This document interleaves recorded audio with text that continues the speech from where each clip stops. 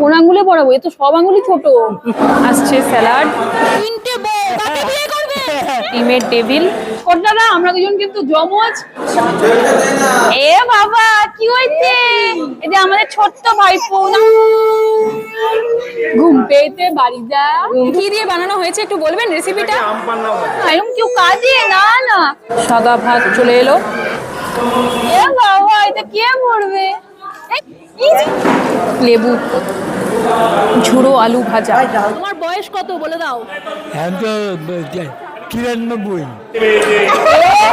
দাদানের সঙ্গে দেখো, দাদানের সঙ্গে মুখটা খালি দেখো। টেবিলটা এত ভালো আমি আবার চেয়ে নিয়েছি। আমার ছোট্ট ভাইপো, ওর মুখে বাতে আমি এসেছি। দেখো ছোট্ট ভাইপো আঙ্গুল চুষে যাচ্ছে খালি। পাস্তা,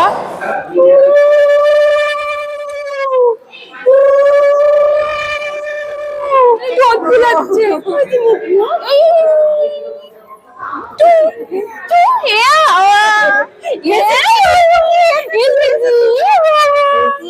এবার আসছে চিকেন কষা, লাল লাল তেল তেল মতো চিকেন কষা।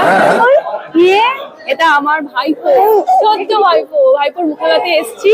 দাদা আর মাম্মাম। তো মুখটা দেখতেই পাচ্ছি না, মুখটা দেখাচ্ছেই না। লাল লাল তেল তেল মতো চিকেন কষা। এ বাবা এটা কি খাওয়াচ্ছে? চিকেন। এ বাবা